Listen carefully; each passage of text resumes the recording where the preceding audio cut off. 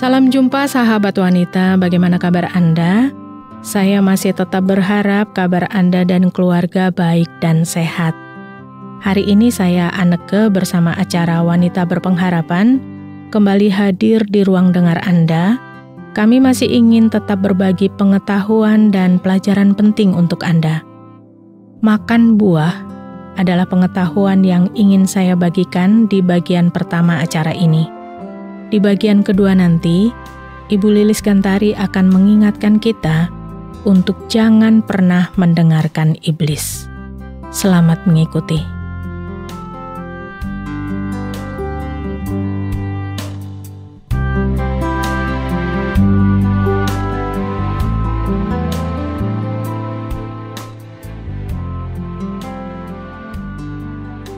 Sahabat wanita, saya yakin buah sudah jadi bagian yang tidak terpisahkan dari pola makan Anda. Mungkin Anda jadi penikmat buah tertentu. Atau mungkin ada juga yang menjadikan buah justru sebagai makanan yang porsinya paling besar. Nah, tentang makan buah, ada pendapat yang mungkin membingungkan kita. Sebaiknya sebelum atau sesudah makan? Pertanyaan seputar makan buah sebelum atau sesudah makan seringkali membingungkan banyak orang. Padahal buah adalah makanan bernutrisi tinggi yang bisa dimakan kapan saja dan manfaatnya yang didapat pun tetap sama. Tetapi orang diabetes dan orang yang sedang diet perlu memperhatikan waktu mengkonsumsi buah. Ada anggapan bahwa makan buah sebelum makan bisa membuat makanan membusuk dan terfermentasi di dalam lambung. Ada juga pendapat yang menyebutkan bahwa makan buah sesudah makan bisa mengurangi kandungan nutrisinya. Supaya tidak salah kaprah, penting untuk memahami mitos seputar buah dimakan sebelum atau sesudah makan. Nah, makan buah sebelum makan atau dalam keadaan lambung kosong, memang digadang-gadang bisa memberikan manfaat yang lebih banyak daripada makan dalam kondisi perut kenyang. Pernyataan ini didasari oleh ide bahwa mengkonsumsi buah dengan makanan memperlambat proses pencernaan. Itu berarti makanan berada di lambung dalam jangka waktu yang lama dan bisa membusuk atau terfermentasi. Teori ini juga menyatakan bahwa makan buah dalam keadaan lambung terisi bisa menyebabkan penumpukan gas, perut kembung, dan ketidaknyamanan. Dr. Reni menjelaskan begini, memang benar bahwa buah bisa memperlambat proses pencernaan karena kaya akan serat. Tapi nutrisi ini merupakan bagian penting dari semua pola makan dan bisa menyehatkan usus. Proses pencernaan yang lambat juga membantu seseorang merasa kenyang lebih lama. Tetapi anggapan bahwa buah bisa membusuk di lambung tidaklah benar. Sekalipun berada di dalam lambung untuk waktu yang lama, buah tidak akan membusuk karena lambung punya kemampuan untuk mencegah pertumbuhan bakteri secara berlebihan. Sebagian besar mikroorganisme seperti bakteri tidak bisa tumbuh dalam lambung karena adanya asam lambung. Sebagian orang percaya bahwa makan buah sesudah makan bisa mengurangi kandungan nutrisi yang dimiliki buah-buahan. Tetapi pernyataan ini tidak bisa dipercaya, karena tubuh manusia sudah berevolusi seefisien mungkin dalam mengekstrak nutrisi dari makanan.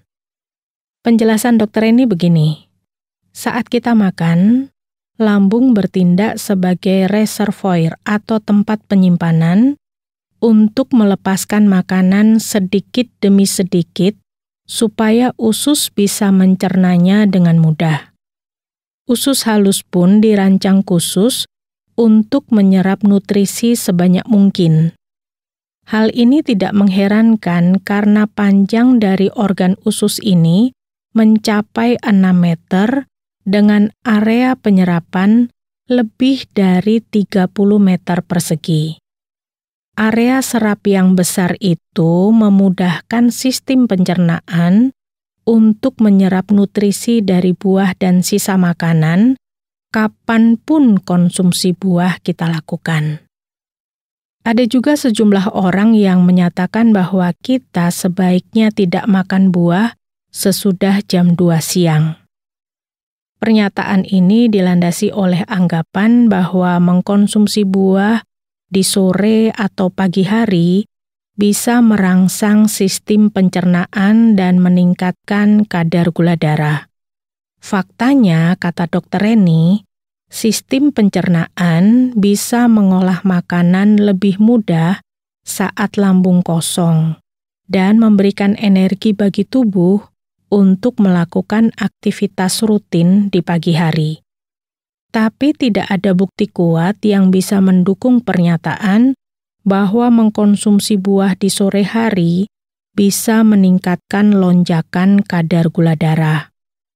Dari penjelasan-penjelasan ini bisa disimpulkan bahwa kita bisa mengkonsumsi buah kapanpun kita mau. Pagi, siang, atau sore bisa. Sebelum atau sesudah makan pun bisa.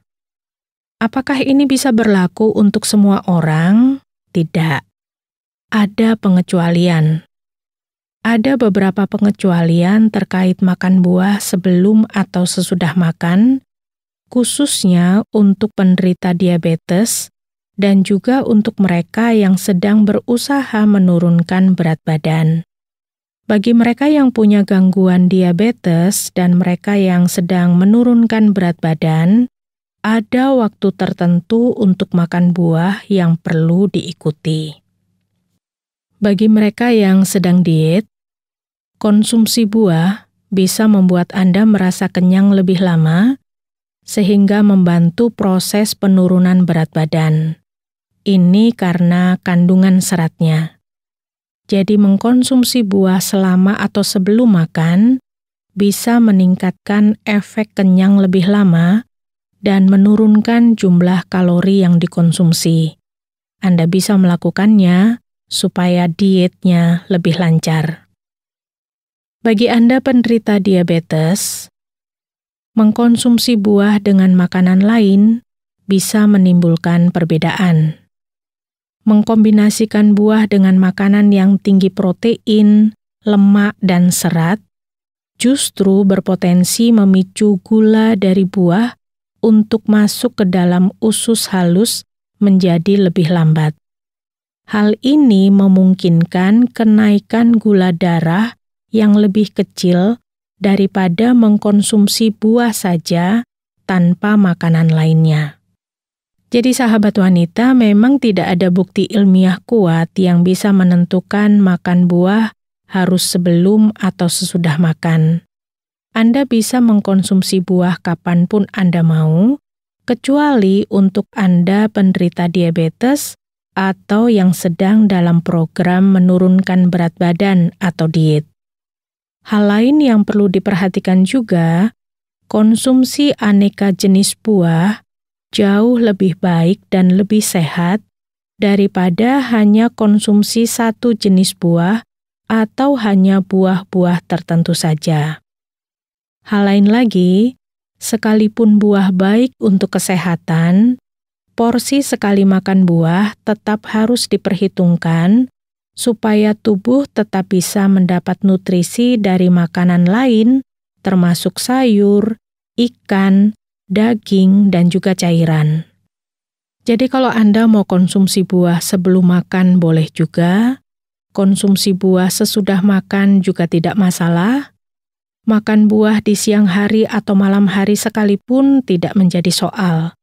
Yang perlu adalah jumlahnya supaya tidak kurang dan tidak kelebihan. Jenisnya supaya bisa mendapat asupan dari berbagai jenis buah. Dan yang tidak kalah penting, konsultasilah dengan dokter terkait kondisi tubuh supaya lebih jelas dan terjamin kondisi kesehatan kita terkait konsumsi buah.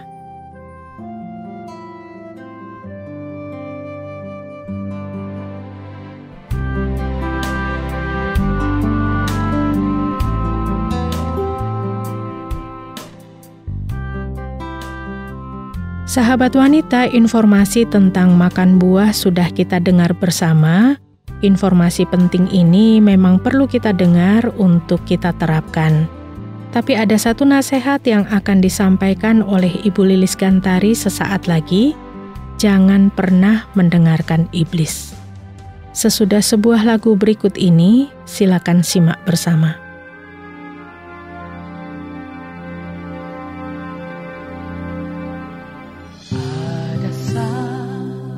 Hidupku berjalan dalam lembah sampai keadaanku tak berdaya. Pikiran manusiaku, dapatkah ku bertahan? Namun kekuatan ada saat kau berkata,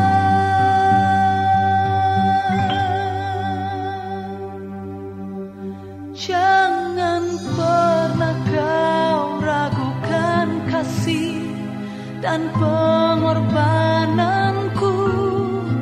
Tanganku terbuka untukmu, datanglah mendekat padaku. Jangan pernah kau menyerah, karena aku bersamamu. Aku tetap sama, dulu, sekarang, sampai selamanya.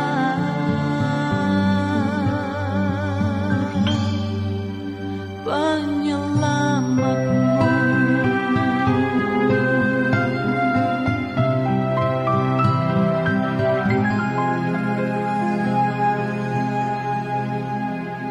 Pada saat hidupku berjalan dalam lembah sampai keadaanku tak berdaya. Pikiran manusiaku, dapatkah ku bertahan? Namun kekuatan ada saat kau berkata,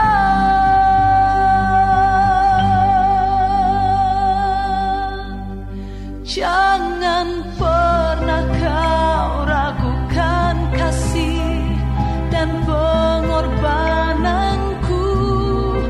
Tanganku terbuka untukmu, datanglah mendekat padaku. Jangan pernah kau menyerah, karena aku bersamamu. Aku tetap sama, dulu, sekarang, sampai selamanya.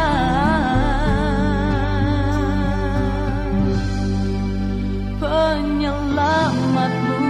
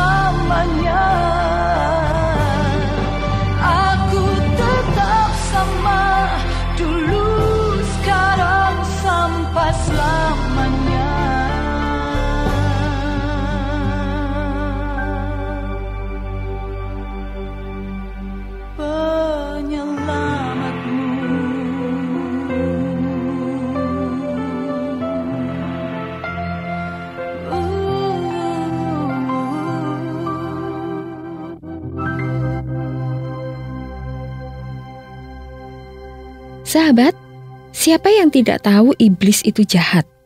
Semua orang tahu itu. Semua orang tahu kalau iblis itu jahat. Tetapi mengapa banyak orang lebih senang mendengarkan iblis daripada mendengarkan Tuhan? Mengapa banyak orang lebih mudah mengikuti kemauan iblis daripada kehendak Tuhan?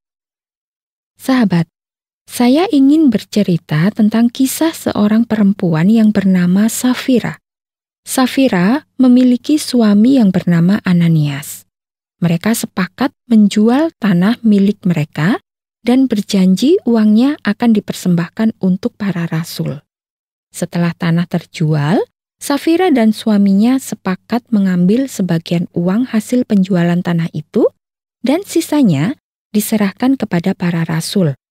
Padahal awalnya mereka ingin menyerahkan semua uang hasil penjualan tanah itu. Salah seorang rasul, yaitu Rasul Petrus, bertanya kepada Ananias, "Ananias, mengapa hatimu dikuasai iblis, sehingga engkau mendustai Roh Kudus dan menahan sebagian dari hasil penjualan tanah itu? Selama tanah itu tidak dijual, bukankah itu tetap kepunyaanmu? Dan setelah dijual, bukankah hasilnya itu tetap dalam kuasamu? Mengapa engkau merencanakan perbuatan itu dalam hatimu? Engkau bukan mendustai manusia, tetapi mendustai Allah." Ketika mendengar perkataan itu, rebahlah Ananias dan putuslah nyawanya. Maka sangatlah ketakutan semua orang yang mendengar hal itu. 3 jam kemudian, Safira datang dan Rasul Petrus bertanya kepadanya, "Katakanlah kepadaku, dengan harga sekiankah tanah itu kamu jual?" Jawab perempuan itu, "Betul, sekian." Kata Petrus, "Mengapa kamu berdua bersepakat untuk mencobai Roh Tuhan? Lihatlah, orang-orang yang baru mengubur suamimu berdiri di depan pintu, dan mereka akan mengusung engkau juga keluar." Lalu, rebahlah perempuan itu seketika itu juga di depan kaki Petrus, dan putuslah nyawanya. Ketika orang-orang muda itu masuk, mereka mendapati dia sudah mati. Lalu mereka mengusungnya keluar dan menguburnya di samping suaminya. Sahabat, Safira berbohong kepada Rasul Petrus. Kebohongan Safira berakibat fatal. Ia harus mati. Berdusta atau berkata bohong berakibat sangat buruk bagi Safira. Mungkin Safira tidak pernah menyangka bahwa para rasul mengetahui kebohongannya. Berdusta dan berbohong bisa saja kita lakukan karena beberapa alasan, di antaranya ialah kita ingin mengambil keuntungan bagi kita sendiri, seperti yang dilakukan oleh Safira dan suaminya. Safira menahan atau mengambil sebagian hasil penjualan tanah untuk dirinya sendiri. Banyak orang ingin mengambil keuntungan dengan jalan berbohong atau berdusta. Dusta bisa saja kita lakukan karena kita ingin bebas dari hukuman atau sanksi. Ada seorang wanita yang berbohong kepada suaminya bahwa ia telah berselingkuh karena ia takut diceraikan oleh suaminya. Mungkin Anda memiliki alasan lain mengapa Anda berdusta atau berbohong. Yang jelas, berdusta dan berbohong itu bukan perbuatan yang benar. Berdusta itu satu perbuatan yang melanggar kebenaran. Sahabat, mari kita mendengarkan firman Tuhan tentang dusta. Firman Tuhan dalam surat Yakobus 3 ayat yang ke-14 sampai yang ke-16 mengatakan, "Jika kamu menaruh perasaan iri hati dan kamu mementingkan diri sendiri, janganlah kamu memegahkan diri dan janganlah berdusta melawan kebenaran. Itu bukanlah hikmat yang datang dari atas, tetapi dari dunia, dari nafsu manusia, dari setan-setan. Sebab di mana ada iri hati dan mementingkan diri sendiri, di situ ada kekacauan dan segala macam perbuatan jahat." Sekali lagi saya bacakan firman Tuhan yang sangat penting untuk kita hari ini. Jika kamu menaruh perasaan iri hati dan kamu mementingkan diri sendiri, janganlah kamu memegahkan diri dan janganlah berdusta melawan kebenaran. Itu bukanlah hikmat yang datang dari atas, tetapi dari dunia, dari nafsu manusia, dari setan-setan. Sebab di mana ada iri hati dan mementingkan diri sendiri, di situ ada kekacauan dan segala macam perbuatan jahat. Sahabat, firman Tuhan yang kita dengar tadi jelas mengatakan bahwa perasaan iri, mementingkan diri sendiri, berdusta adalah perbuatan melawan kebenaran. Bahkan dikatakan itu semua bukan hikmat dari atas, melainkan dari dunia, dari hawa nafsu manusia dan dari setan-setan. Jadi jelas, iri hati, mementingkan diri sendiri, dan dusta berasal dari setan-setan. Bila dalam hidup ini kita iri kepada orang lain, lalu hidup hanya memikirkan kepentingan diri kita sendiri, lalu kita berdusta dan berbohong, maka perbuatan kita itu melanggar kebenaran. Dan itu sama artinya kita mendengarkan suara iblis, bukan mendengarkan suara Tuhan yang mengajarkan kita kebenaran. Bila kita percaya kepada Tuhan Yesus, maka kita selalu mendengarkan suara Tuhan Yesus, dan tentu kita akan melakukan apa yang benar. Sebaliknya, bila kita mendengarkan suara iblis, maka kita melakukan apa yang tidak benar dan apa yang jahat. Firman Tuhan jelas mengatakan, jadi, sahabat, marilah kita mencintai firman Tuhan agar kita tidak mendengarkan suara iblis. Ada seorang raja yang bernama Raja Daud, dalam hidupnya sangat mencintai Taurat Tuhan. Dalam Mazmur 119 ayat 97 sampai yang ke-104, Raja Daud mengatakan, "Betapa kucintai Taurat-Mu, aku merenungkannya sepanjang hari. Perintahmu membuat aku lebih bijaksana daripada musuh-musuhku, sebab selama-lamanya itu ada padaku. Aku lebih berakal budi daripada semua pengajarku, sebab peringatan-peringatanmu ku renungkan. Aku lebih mengerti daripada orang-orang tua, sebab aku memegang titah-titahmu. Terhadap segala jalan kejahatan, aku menahan kakiku, supaya aku berpegang pada firman-Mu. Aku tidak menyimpang dari hukum-hukum-Mu, sebab Engkaulah yang mengajar aku. Betapa manisnya janji-Mu itu bagi langit-langitku, lebih daripada madu bagi mulutku. Aku beroleh pengertian dari titah-titah-Mu, itulah sebabnya aku benci segala jalan dusta." Sahabat, Raja Daud membenci dusta karena Raja Daud mencintai titah Tuhan atau firman Tuhan. Titah Tuhan akan memberi pengertian dan mengajarkan yang benar. Mari kita selalu mendengarkan suara Tuhan dan menutup telinga kita untuk suara iblis. Dan bila kita tidak pernah mendengarkan suara iblis, maka Tuhan akan menolong kita untuk selalu mendengarkan firman-Nya. Amin.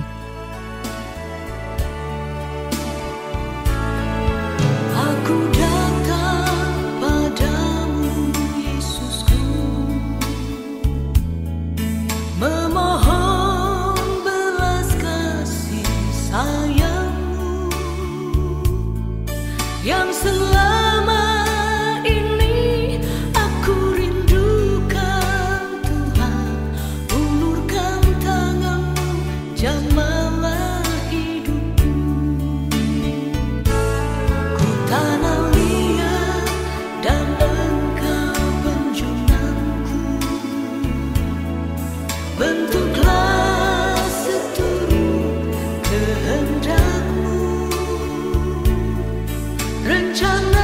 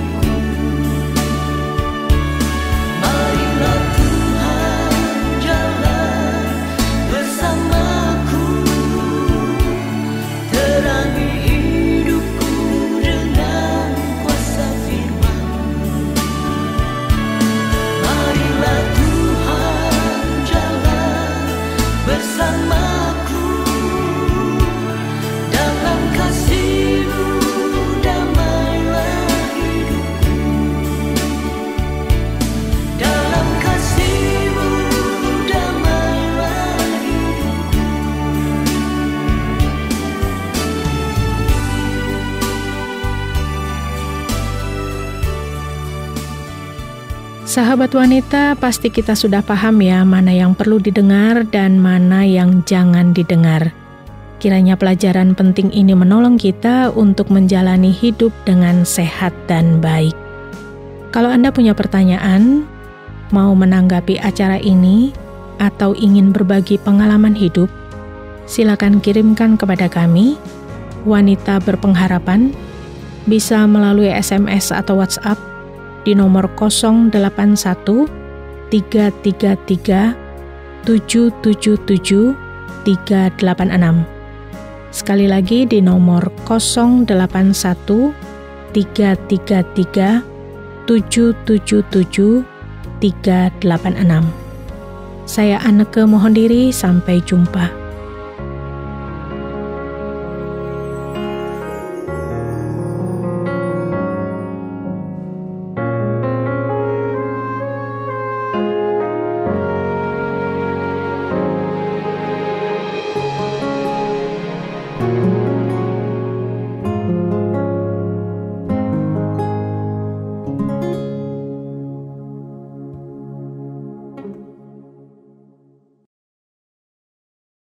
Terima kasih Anda sudah mengikuti program kami. Jika Anda diberkati, jangan lupa like, komen, dan share supaya Anda tidak ketinggalan setiap program terbaru kami.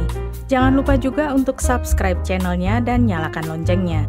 Jika Anda ingin mendukung pelayanan kami, bisa melalui rekening kami berikut ini atau menghubungi kami di sini.